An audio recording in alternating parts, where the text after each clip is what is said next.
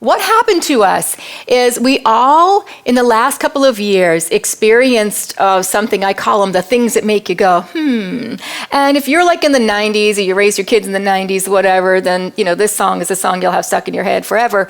And it's just, I kept thinking about it going, I'd walk around and I'd see kids behaving, I'd go, I'd see adults behaving, I'd go, and wonder like, where is this coming from? And I came to the conclusion, because my argument is always about we thrive on predictability and consistency. We do. We don't want to drive to another state and all of a sudden the red light means go, although it does in some states, like not supposed to, but it does. We want it to be consistent so that we can kind of regulate. And when things get wonky and we get a case of the uns, and this isn't even a diagnosis, if you will, but I think it could be for the greater population. The uns are things that are what we call uncontrolled, uncertain, unsure, unknown, unreliable, unpredictable, undetermined, unsettled, unreasonable, unresolved, inconsistent. I throw an in there, and unstable. All right. People don't do well in these conditions.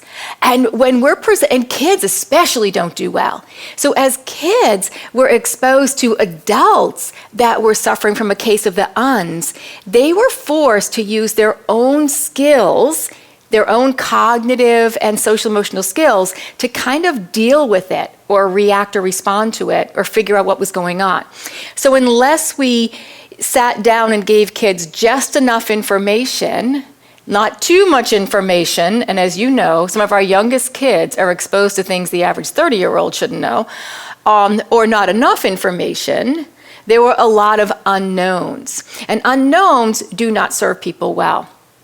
So that means in school, the more you can create something that's consistent for that group that you support, or that classroom that you go in and team teach, or whatever your role is, or that one-to-one, whatever your role is, the more you can have that consistency and predictability.